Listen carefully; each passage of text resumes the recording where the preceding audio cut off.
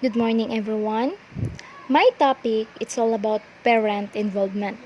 So, what is parent involvement?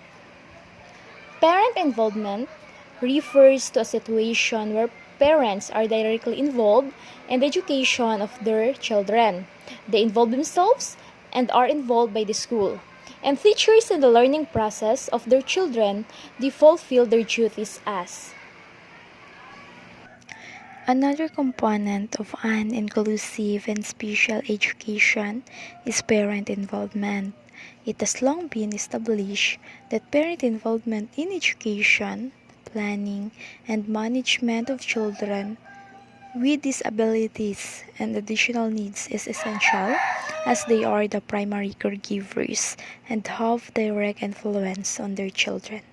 So parent involvement is very important to all students or to all children because the most accurate predictors of student achievement in school are not family income or social status, but the extent to which the family becomes involved in the child's education at school. It's undeniable that parents who are active supporters of their children's learning are giving their kids the best opportunity for educational success. Parental support and involvement can also benefit kids of all ages at a developmental level that extends beyond academics. Because when a child can see that their parents is supporting them, they are most likely to take risk and learn something new instead of staying inside the box. Bronfenbrenner's Human Ecological Theory, which states that there are 5 environmental systems that comprise a child's social context. So, before we tackled about 5 environmental systems, we need to know what is ecological system theory. So, ecological system theory focuses on the quality and context of the child's environment. He states that as a child develops, the interaction within these environments becomes more complex. This complexity can arise as the child's physical and cognitive structures grow and mature. The 5 environmental system is composed of chronosystem, second macrosystem, exosystem, mesosystems, and lastly is microsystems. The chronosystem includes the transitions and shifts in one's lifespan. They may also involve the socio-historical context that may influence a person.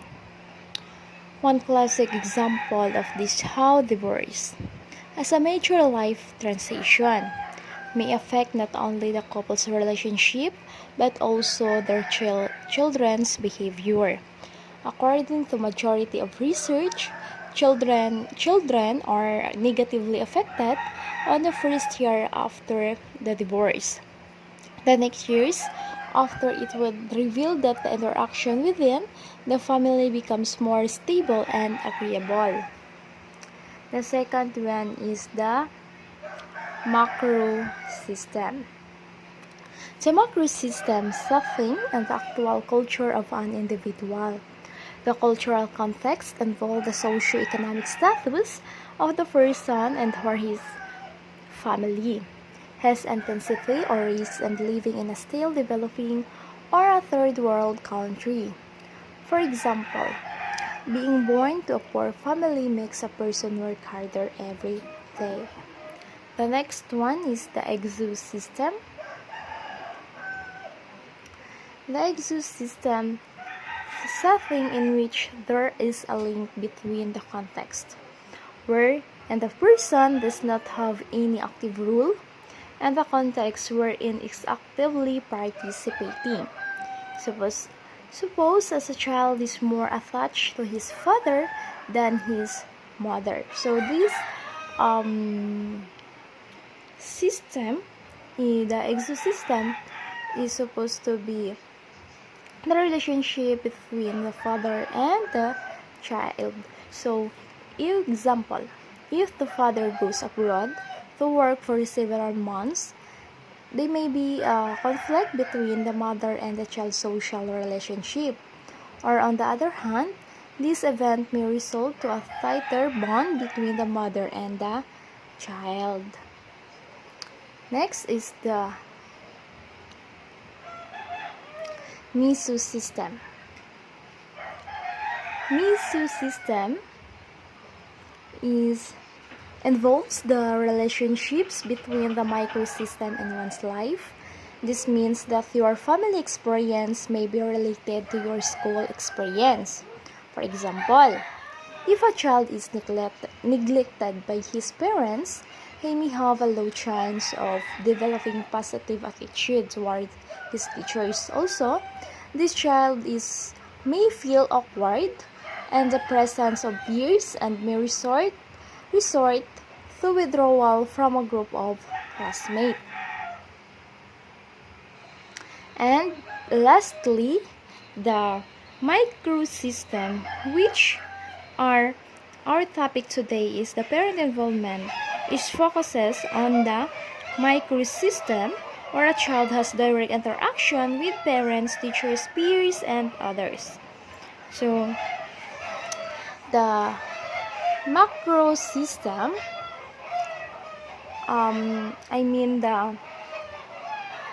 the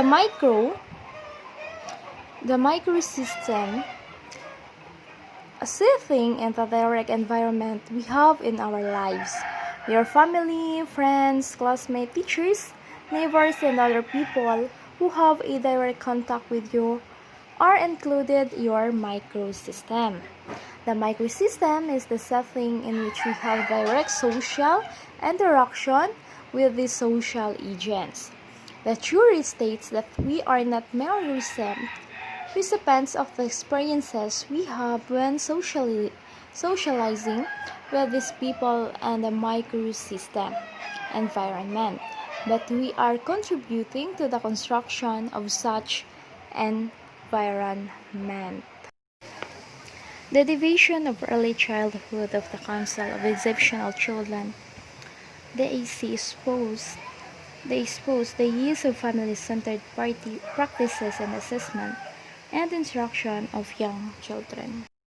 Turnbull and Turnbull 2002 cited in Kirk et al. 2015, they provided the principle of a family-centered model. First, honors the family choice by changing the power relationship between professional and families. Second, abandons a pathology orientation and adopts a strengths orientation. Lastly, where entire the family becomes the unit of support are not just the child with a disability and the mother. In this way, the whole family is provided support, capitalizing on the child and family members' strength and resources, not on their deficits and needs.